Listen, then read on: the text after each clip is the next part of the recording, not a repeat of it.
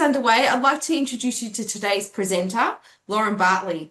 Lauren is the digital marketing strategist and the founder of Impactivate, where she helps businesses increase their profitability and through AI-assisted digital marketing. Through her online membership, the Click Engage Convert Academy, Lauren provides digital marketing training, support, and accountability.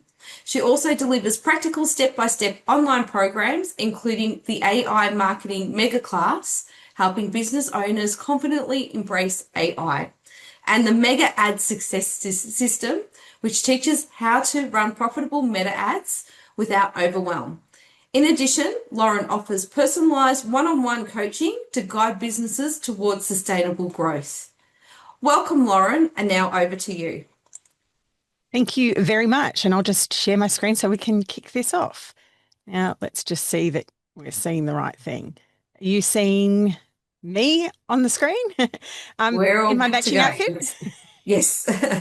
Fantastic. Okay. Well, welcome and thank you very much for that introduction. I'm going to get stuck straight into this because I know we've only got a really short amount of time today. So I am going to be asking a couple of questions for you guys to put into the chat just to see where you're at. Anyone listening along in the replay, I want you to just hear what I'm saying and answer the questions inside your head.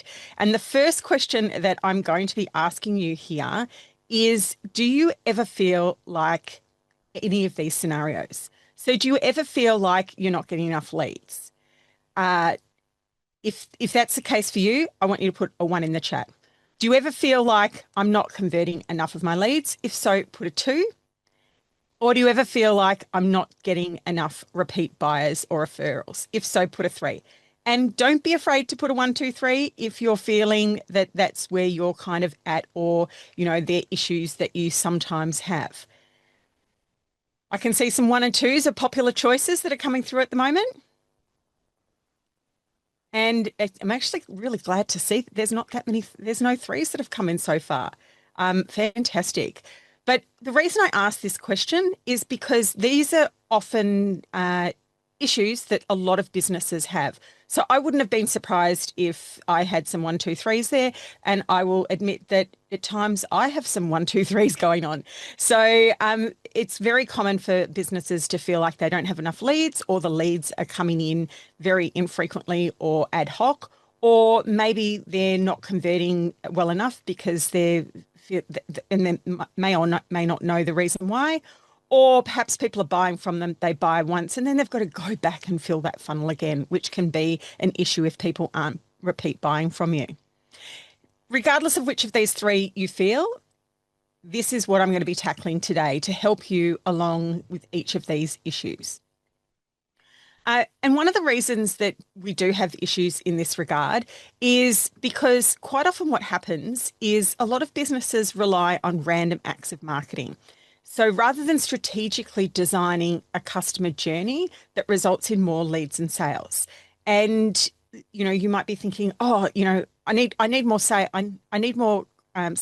and it's like I better do some marketing. Rather than saying, okay, this is my marketing plan, this is how I'm going to strategically market throughout the year, and looking at not just from the business perspective, but from the perspective of the customer and what is going to make the customer more likely to buy from you quicker and spend more, which is what we really want. But unfortunately, too many businesses have unknowingly designed, and I say designed, but quite often they haven't designed, and that's the reason, a disjointed system that frustrates their leads, breaks trust, and lose sales opportunities. And they make it really hard for people to buy. It's like they're participating in some sort of Ninja Warrior course on a cold, frosty day when the obstacles you're trying to get them over are covered in ice and it's pouring down with rain. That is often the experience that our customers have when they're trying to do business with us, sometimes unknowingly to ourselves. So that's what I want to tackle for us today. And the way that I want to assist you with this is to introduce you to this concept of life cycle marketing. And what life cycle marketing is it's a systematic approach to sales and marketing that businesses, regardless of where you are in your business journey, if you're just starting out or you've been doing this for years, you can use this to organize, design, and measure your marketing and sales pipeline and the customer journeys within it, because that's the important thing, how the customers are moving through our sales and marketing process. So that what can happen as a result of this is we can start getting predictable results. And when we get predictable results, we can invest more in our marketing so that we can scale the growth of our business. So this is the framework I'm going to be talking to you about today and how you can use this from a digital marketing perspective. So why lifecycle marketing, it's basically a new way of thinking about how you approach marketing from the perspective of the customer journey. So what is it that we want the customer to do the whole way through, from the point of being a stranger to the point of being a raving fan for our business? And it's broken into three different phases. So we've got a phase which is collect leads, we've got a phase which is to convert clients, and a phase that is to create fans. And within each of these phases, we have three stages within them. So we target, we attract, we capture the lead, then we engage with them, we put offers in front of them that are ideally outstanding offers that make them go, oh my God, this is a no-brainer, I need to have this thing. And then we close the sale, which is really the start of the relationship with them as a customer. Then once they become our customer, and actually not just when they become our customer, but then the next step is that we need to deliver on what we promised. We need to impress them so much that they become raving fans. They start talking more about our business, sharing that with others, and then that has a multiplier effect, whether it be they buy from us again or they get other people to buy from us. And this is the system that I'm going to step you through today to help you get more people buying from you, buying more from you, and buying more from you quicker.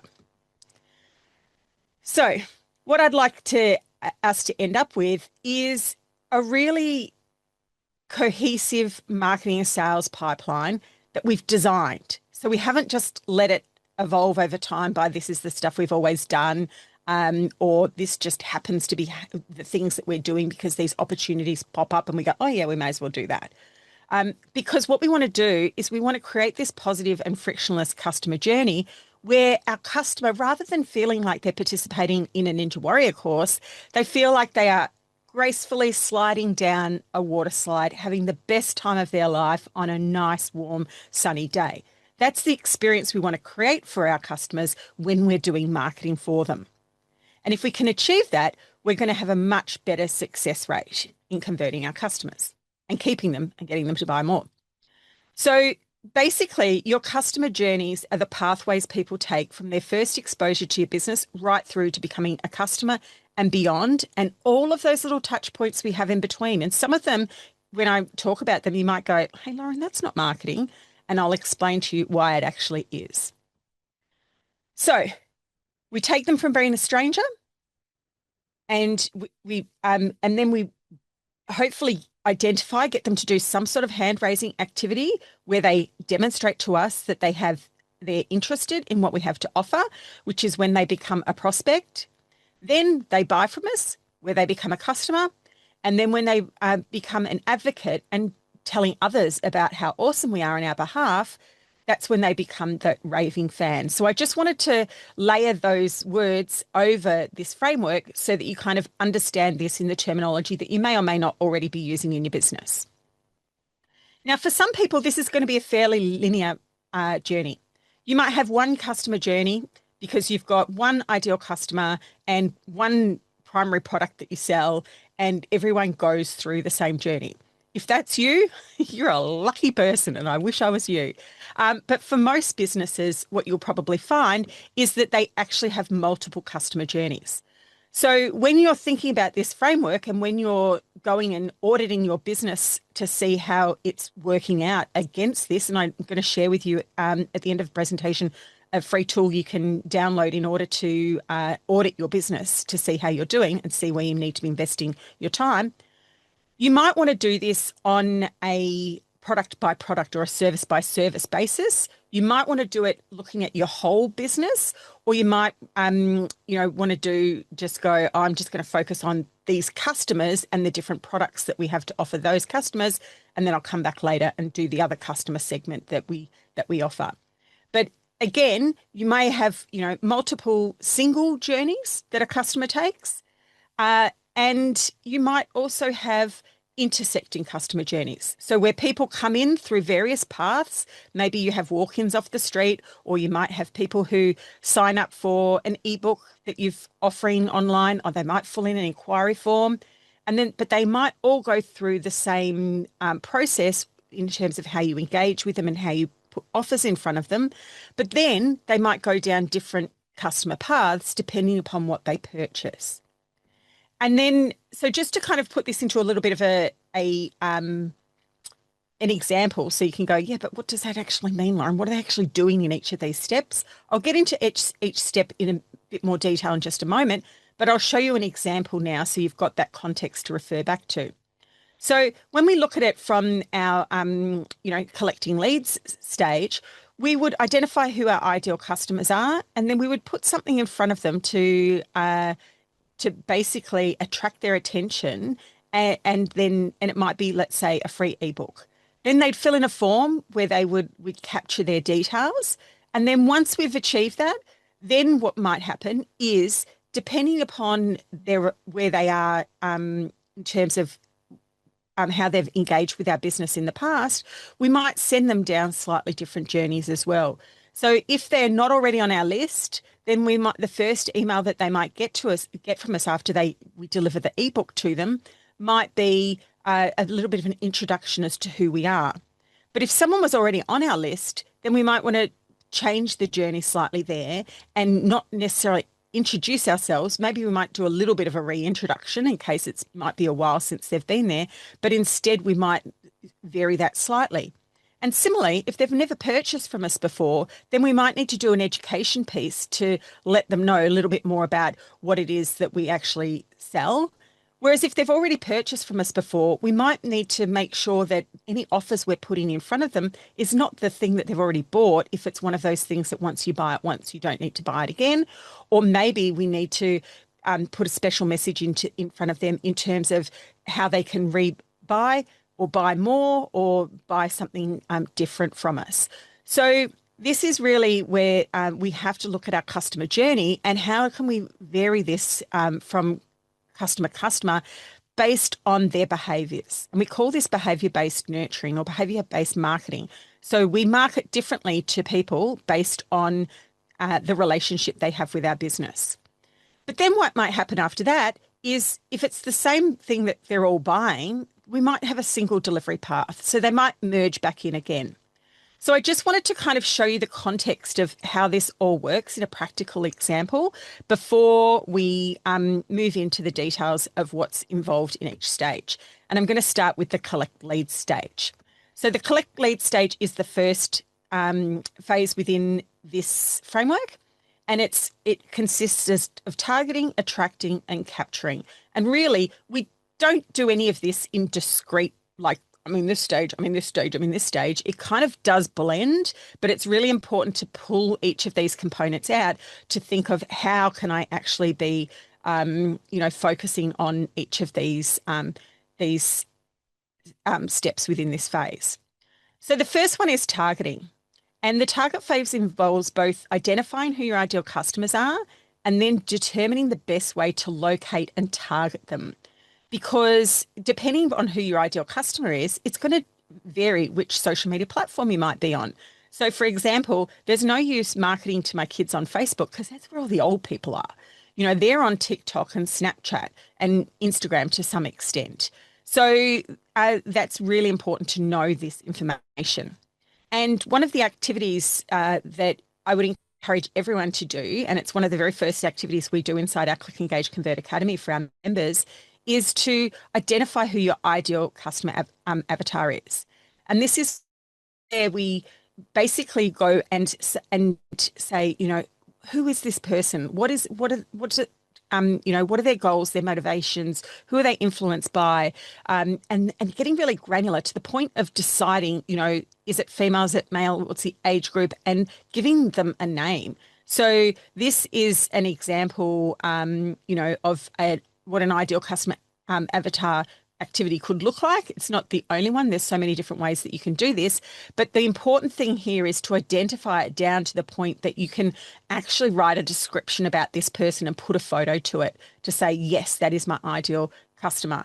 And by doing that, you're going to attract not just that exact person, but people who resonate with that person and are similar to that person. But at the same time, you're going to repel those people that you potentially don't want to be doing business with. And once we've identified this, then we can know what the best channels are for finding and communicating with them and the most effective messaging that we can use in our marketing in order to attract them and the offers that we need to be creating to put in front of them. Now, if we already have the offers created, then obviously we need to make sure that the ideal customer avatar that we're creating is the perfect customer for that particular, product or service. So in terms of targeting our ideal customers, what we want to do here is, we've already identified who our ideal customers are. Now we need to say, where are they hanging out? And then once we understand where they're hanging out, whether it be, LinkedIn, Facebook, at the local networking group, it could be online or offline, then we need to develop a presence where they are and then determine the type of content and offers that speak directly to that particular audience so that we can make sure that if we're putting the example I had before, an ebook in front of an ideal customer, we need to make sure that it's something that's compelling enough that they feel, yes, I'll give you my email address for that. Given that most people's filters these days are, oh God, if I give you my email address, you're just going to spam me. So you need to have the perceived value needs to far outweigh what it is that you're asking for in return, whether that be an email address or something else. So in terms of some of the ways that we may target our ideal customers, it could be social media, it could be current or past customers. So in some cases, and it was interesting before, I didn't have many people that gave me threes or any people that gave me threes in terms of saying that the issue that they're having is people buying more from them, buying again. A lot of people underestimate the power of selling to people who've already bought from you. It's so much easier to put offers in front of current customers and to get them to buy something else than it is to go and find new customers. So when you're looking at where are my ideal customers, sometimes they're the people that have already bought from you. And so don't overlook that. Then we can look at partnerships with industry colleagues or affiliates. And we can look at potentially your physical location, such as a store, if you've got one, that you might be seeing them coming through the door, or maybe it's where you're located, or maybe you need to relocate your premises because you're not getting enough people in, walking through the door. It could be network events, it could be advertising, it could be directories. There's so many different places that we can develop a presence so that we can be in front of our ideal customers. So once we've got in front of them, that's great. We've targeted that we're in front of them. Now we need to say, okay, now we need to attract them. So we need to introduce your business to those people and attract ongoing access into their lives so you can remain top of mind. And ongoing access is the really important thing. So we need to, it's great if we meet someone once at a networking event, but then if they leave and we haven't exchanged any form of contact, well then the relationship's probably going to end there. The same way that if someone visits your website, if they just bounce straight back off, then the relationship's probably going to end there. So whenever we're in any of these situations where our target audience is, we need to look at how can we get ongoing access to them. And we can do that by using compelling lead generation content assets and activities that are going to attract them. And I've alluded to this already. So some of the ways that we can attract the attention of our ideal customers, it can include things like thought leadership content. So at this point in time, we're just trying to get their attention. So we could put in front of them blog posts, podcasts, short and long form videos. And what I mean by short and long form videos, a short form video will be something like a reel. A long form video might be more of a longer YouTube video or perhaps a webinar or something like that. We can optimize our content for search, social media algorithms, and generative AI. Now, when I used to talk about this years ago, I used to just say optimize for search. But now there's so many more things we need to do. Social media algorithms these days, it used to be you need to put hashtags in everything. And actually, yesterday, I saw an announcement that basically said hashtags are dead now. I know it's been coming, but now the platforms have come out and said, don't bother. Our algorithms now look at all of the content. So as long as those keywords are appearing within the content, then chances are that you are it's going to be seen. And then we've also got generative AI now. People are searching for things on ChatGPT. So we need to make sure that we're putting content out there that generative is written in a way that generative AI is going to see that as thought leadership content and offer that up as answers as well. We can also, I can't stress enough the importance of a Google business profile and doing some of the things like getting reviews and posting to that, keeping it updated. That's going to help attract people because when they're searching, that's going to show up. Our website, free opt-in offers such as an ebook, webinars, templates, competitions, quizzes, checklists, challenges, demos. There's so many different things we can be doing in that space. And also word of mouth, whether that be word of mouth online or word of mouth offline.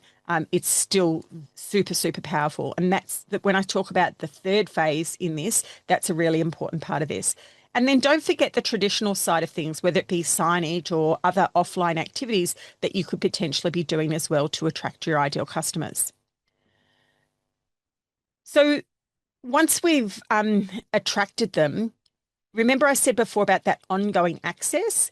We want to get ongoing access. And some of the ways that we can be getting ongoing access are things like getting people to follow us on social media. It might be join our free Facebook community, for example, if you've got a Facebook group. It might be subscribe to us on email. And I'm just going to say this one is my most favorite. And this is the thing that I think every business needs to be doing is developing an email list.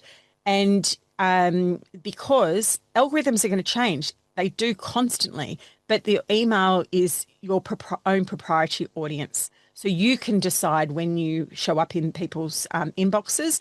Obviously, there's other issues and there are algorithms applied to inboxes as well to try and get rid of the spammers. But if you're doing everything well, email marketing is one of the best forms of marketing that you can be doing in your business. So if you're not doing that, I want you to bump that up your priority list. Private messaging. So you can get them to private message you on Facebook, Instagram, WhatsApp, or any of the other messaging platforms that you use. And then we can also use SMS marketing as a way to get in front of people, but be really careful with that one. Make sure that people have actually opted into it rather than just putting them in there. And then don't forget snail mail. That's also another option that we can be using and often a great way to differentiate ourselves from other people because, we don't get as much mail as we used to do. We used to hate all the mail and now we get a little bit more excited about it. It's funny how things change. So in order to get ongoing access, we need to capture their details in some way. So the capture stage is all about enticing your audience to opt in to your marketing and capturing their contact details so that you can communicate with them directly, either individually or via mass marketing methods. That's what we're trying to do when we capture. But what we need to do is we need to physically capture these in some method. And this is where a lot of businesses, fall down. And so if we've got a lead magnet, like I mentioned, the ebook before, it might be a webinar, it might be a checklist, it could be all sorts of things. What we need to make sure is we've got some sort of lead magnet opt-in form that they can complete that is going to ideally go into a CRM so we can communicate with them on an ongoing basis and preferably automatically.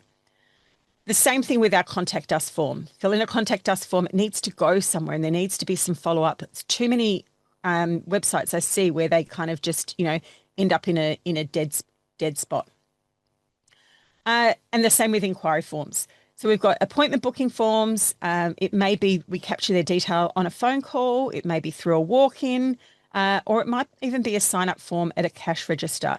Just my pet peeve on that one. Let's try not to leave everyone's contact details on a big spreadsheet.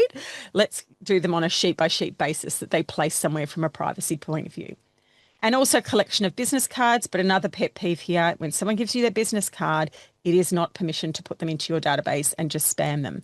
You need to get explicit permission in order to communicate with them via that method. And that's fine if they give you it and you say, oh, that's great, I'll add you to my list and you can get those updates. They say fine, then that's fine to add them.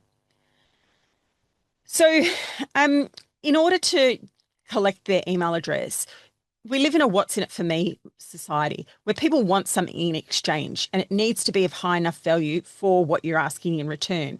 So we're going to offer you this thing free in exchange for maybe it's an email address, a phone number, a postal address, or some other direct personal communication. So, Facebook or Instagram messaging that we can get them to opt in and then we'll DM them. And then we've opened up that ability to DM them on socials as well. So this is what the different ways we want to be collecting our leads. But again, I can't stress enough that the email is proven for years and still is the best method that you can use for capturing for most businesses. But we do need to put this somewhere. And this is the thing where I see a lot of businesses really falling down is that they, have got all these leads and maybe they'll put them in a spreadsheet or they'll, have them in their contacts on their phone or stuff like that. We need to have a CRM. Like this is the number one utility business bill that all businesses should be paying for. You shouldn't have to pay a fortune for it, but you should be paying for this to get a quality system that allows you to capture those leads, nurture those leads automatically, and create optimized landing pages and data input forms that you can capture that information from, and it goes straight into the system, and allow you to see and manage the status and value of your leads within your sales pipeline. Because this is one of the things that quite often happens. People capture leads and then there's no system behind it. And without a system behind it, then what happens is they just end up being email addresses in a tool. We need to actually then put them into some sort of a sales pipeline where we can then nurture them and know the exact status of them.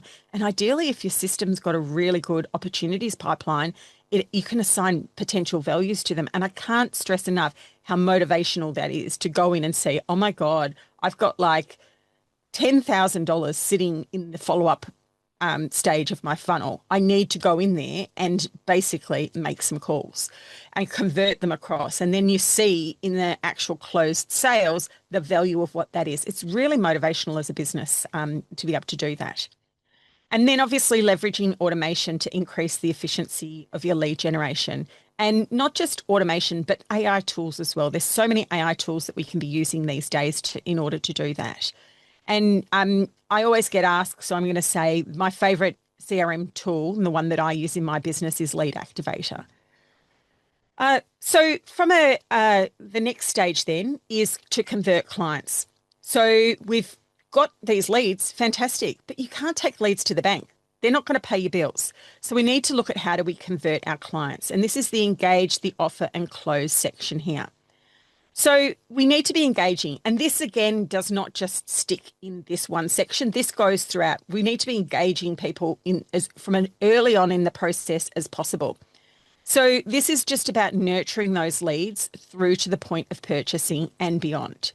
And if you do this well, the engage stage sets you up for success in the next stage, which is the offer and close.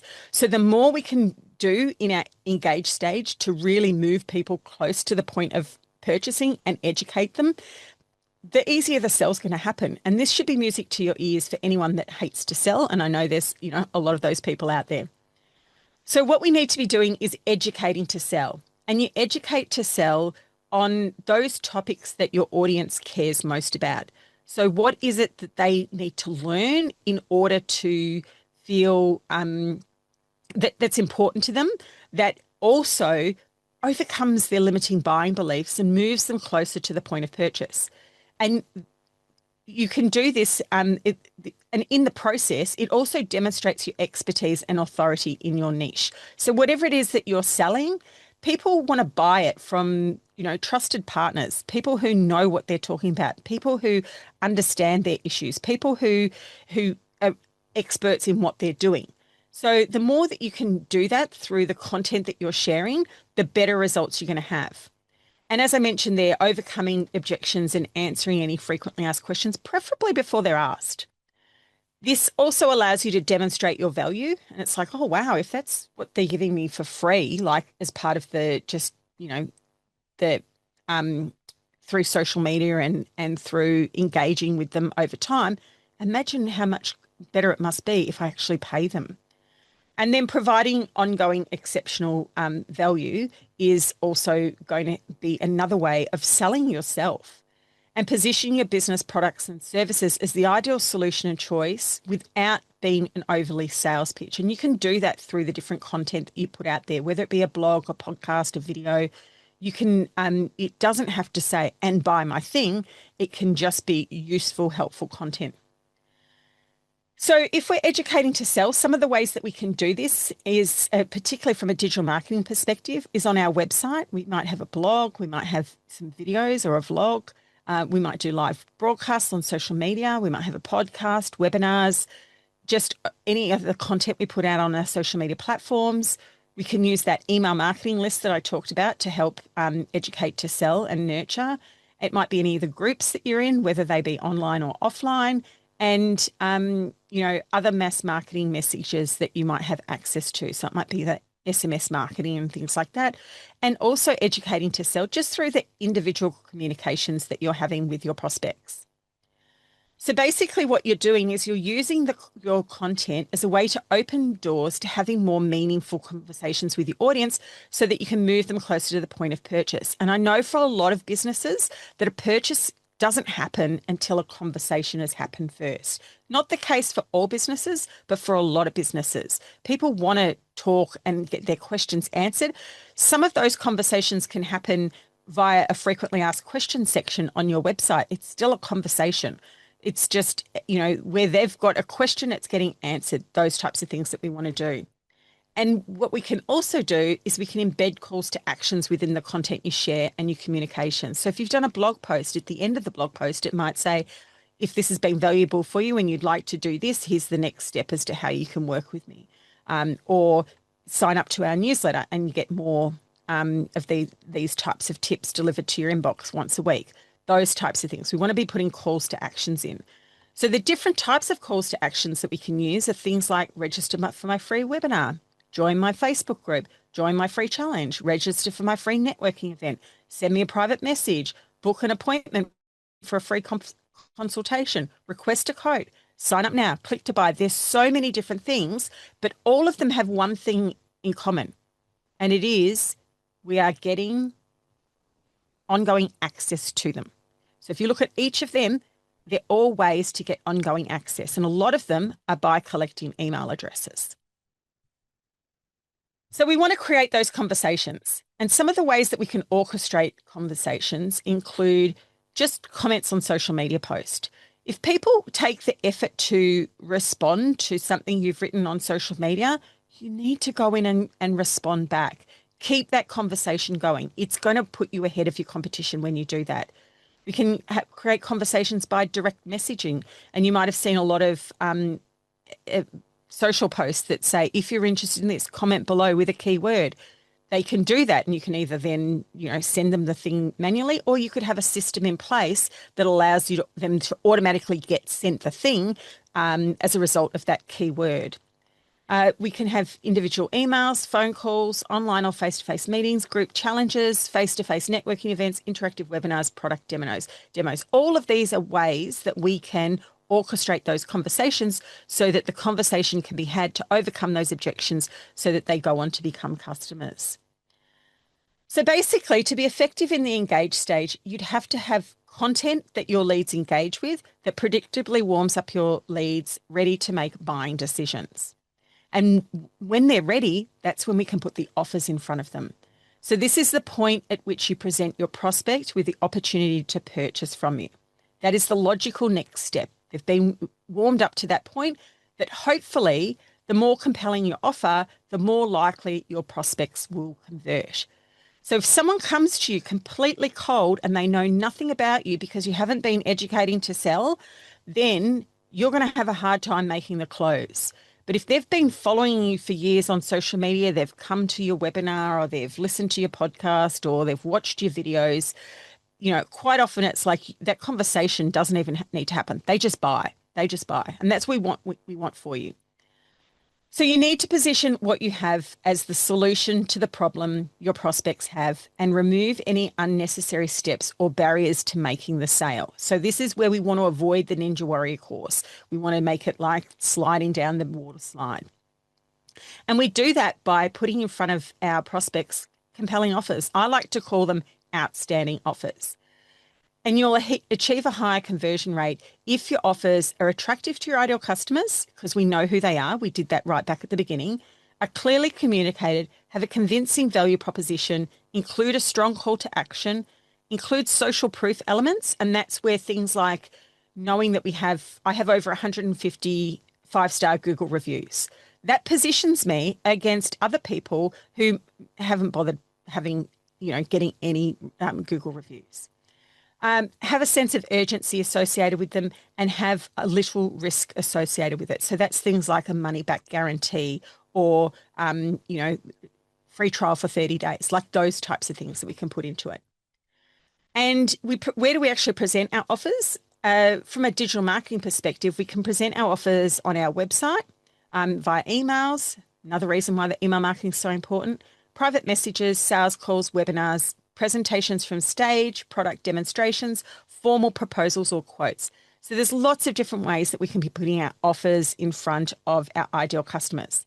I will just note though, if you're one of those people that does formal proposals or quotes, please don't be someone who sends them the quote in the mail or via email or something like that and then doesn't follow up. That happens way too often.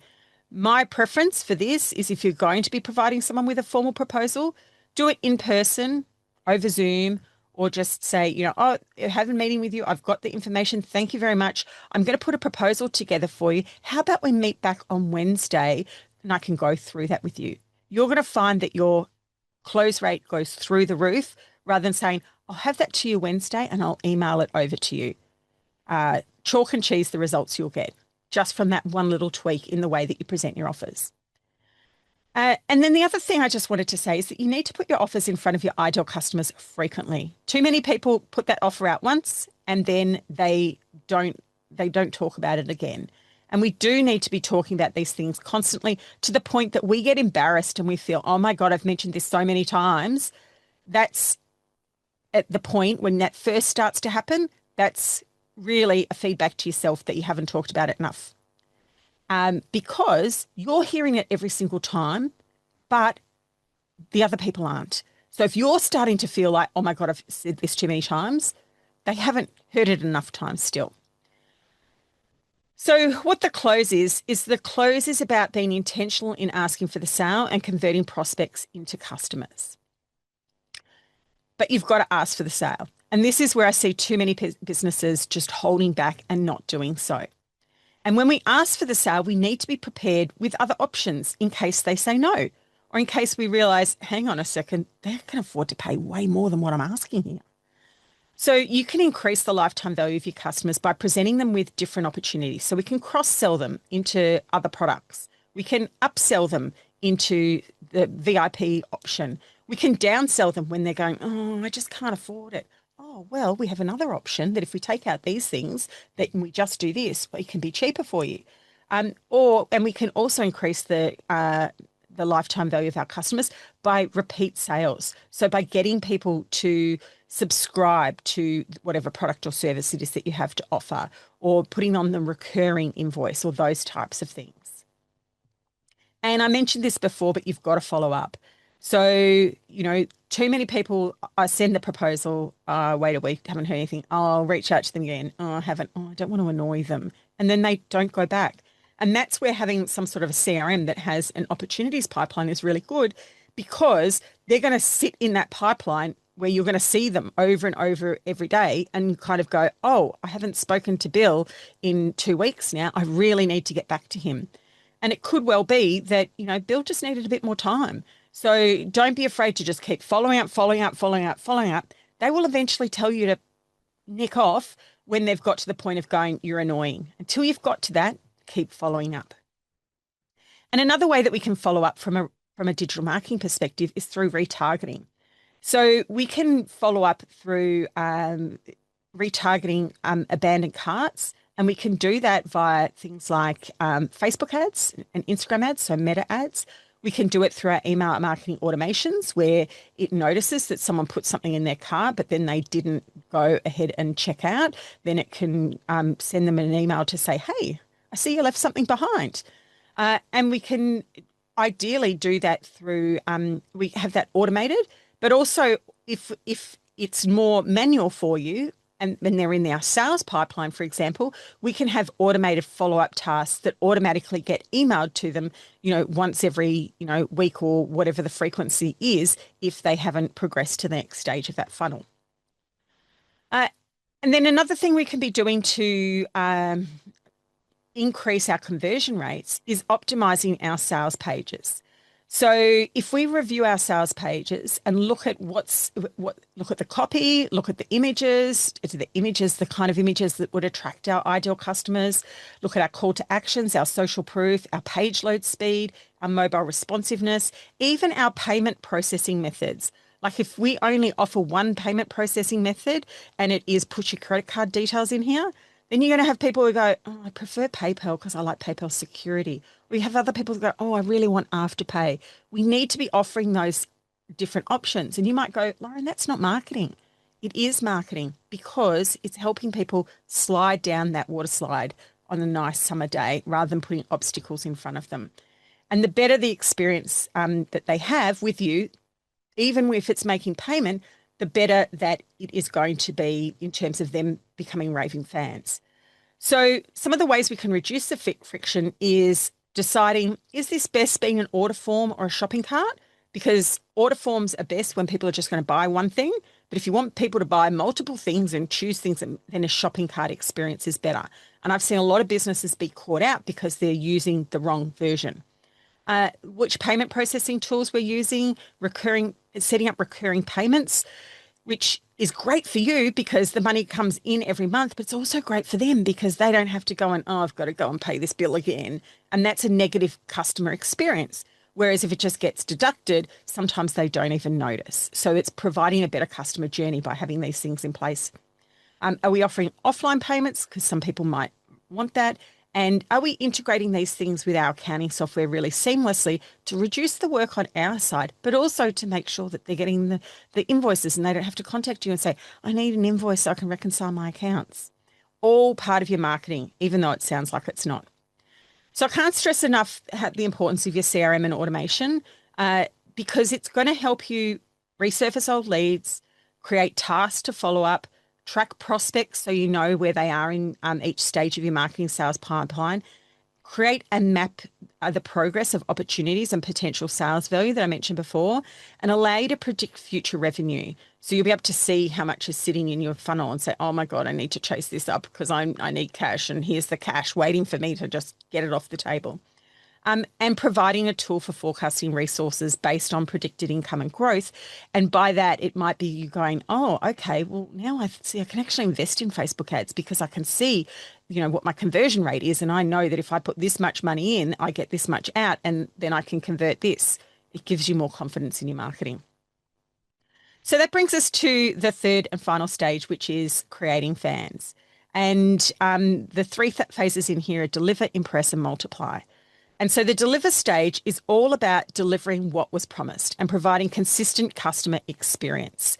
So this is where we need to make sure that our internal processes, quality management, automations, and software are all working as they should because it plays a really big role in delivering consistent quality experience. But it's not enough to just deliver what we said that we were going to deliver. We need to go above and beyond. We need to impress them. And the impress stage is all about delivering a stellar customer experience by surprising and delighting. And this is where basically we go above and beyond what is expected. If people get what they expect when they buy from you, they're not satisfied customers. They're just like indifferent. If we go above and beyond, they become not only satisfied, but impressed. And we can do that by surprising and delighting. And some of the ways that you can do that is first deliver an awesome onboarding experience. When a new customer first gives you their money, make sure they have that they're loving the first exposure with you, because that's where most businesses will get, or most people will get buyer's remorse. Personal touches in your communication. something extra in the box, so a discount coupon, a personalized card, maybe it's a birthday card on their birthday, a gift to mark a significant milestone. If they're in a membership with you at the end of the year, you might send them a congratulations, we've done a whole year together. I can't wait for the year ahead kind of message. Extra content with a training program could be something. You could do a step-by-step video tutorial or personalized support, a referral reward, a free upgrade. It's going to depend on your business as to what's going to be appropriate for you. Because impressing your customers, it is actually a really low-cost strategy that can provide a massive return on investment. It doesn't cost a lot. And when that return on investment comes through them becoming a raving fan and allowing you to multiply the sales you can get from your current customers. So the multiply stage is all about leveraging your happy customers and other social proof that you may have to further scale your marketing efforts. So once you've impressed, you can offer more and your customers will be more receptive to purchase from you again. And that allows you to increase the lifetime value of your customers, as well as them referring others. And creating fans can also help accelerate the customer acquisition journey. Think about this for yourself. If someone has ever told you, you go, I need a cleaner. And they go, I've got a cleaner. Her name is Sally. Chances are you are just going to go straight to Sally. You're not even going to check her out. Your friend said she's okay, so she's okay. So that's accelerated the customer journey. That only happened because that cleaner did a really good job that made you want to refer them. So impressing your customers significantly reduces your marketing costs because in that example, it cost you nothing. You didn't have to go and run a Facebook ad. You just got that word of mouth. So this is where social proof is so important. And some of the ways you can amplify your marketing through social proof include getting any ratings or reviews, testimonials or referrals. But you want to do this systematically. You don't want to have this as ad hoc. This should be triggered off through your CRM at a specific time, or when someone hits a particular milestone. It should be automated because if it's not, and it's not systemized, then chances are it's not going to happen. That's random acts again. So really, the multiply stage should be a cornerstone strategy for helping your business grow exponentially. And I often say to people, if you're struggling financially, then the best place for you to start is the creating fan stage. If you've already got customers, get them working for you. So we need to make sure that we're delighting our customers as part of this stage. But I just wanted to kind of mention that this isn't just linear. Even though I've shown you this in a linear format, we're going to be delighting our customers, but really we need to be delighting them through the whole process. So we delight them through that education stage as well. We delight them through the massive value we give them with whatever that free thing is that we've provided from them. And when we do that, that is where we really have relationship marketing. And relationship marketing, people like to buy from who they know, like, and trust. That happens through relationship marketing, and that's what you'll effectively be doing. But I just wanted to say that I've presented this to you in a linear format. But who remembers when they went to the fair and they'd have this flywheel and you blow on it and it'd spin around? It's usually bright and coloured, not just like the one here. What I've shown you isn't actually linear. It is more of a flywheel. So what we're doing here is I've just converted this into a flywheel here. We've still got, as we have here, our strangers, our prospects, our customers, our advocates. We're collecting our leads. We're converting our clients. We're creating fans. And the more we can get this spinning, the more we're going to grow as a business and the more profitable we're going to become. But where we blow on this flywheel is going to depend upon where you're at in your business and where you might have holes in your business at the moment, what's not working. So if I can guarantee for everyone who's on this call, it's going to probably be somewhere different. And you need to audit your business to work out what's missing or where I need to be spending more of my resources and then invest them in those places. And as I said, if you're struggling financially, then this bit down here of running Facebook ads, to target your ideal customers and capture them here, you can't afford to do that. So maybe you need to really lean into focusing on creating more raving fans from your current customers so you don't have to pay those advertising costs. So what I want you to do as your homework from today is I want you to reflect on the lifecycle marketing framework in relation to your business. Which marketing activities should you be prioritizing to get more people buying from you quicker and spending more? And as I mentioned, it's going to be different from person to person. And one of the ways that you can do that, and I have a free tool that I'm going to share you a link with in just a moment, is we have this lifecycle marketing framework audit tool. And basically, this isn't the full tool, but I'll just kind of say we've got a whole heap of things you can do in each of the stages down the bottom. And I just get you to play a bit of Tetris. And I go, okay, I'm going to move this one to the top because I'm doing this. And we put in the top all of the things that we're doing. And then we put down the bottom here all of the things that perhaps we're not doing, but we should be starting to do. And this effectively then becomes your marketing plan, your systemized plan, your thing that you've actually designed for your business so that you can get people on that water slide sliding down on a nice hot day. So if you're interested in receiving that tool, I will also send you the slides from today's presentation. You can just scan this now and it will take you to a link where you can download both the slides, so you'll have a screenshot of all of that, and also that audit tool so you can do this for yourself in your business.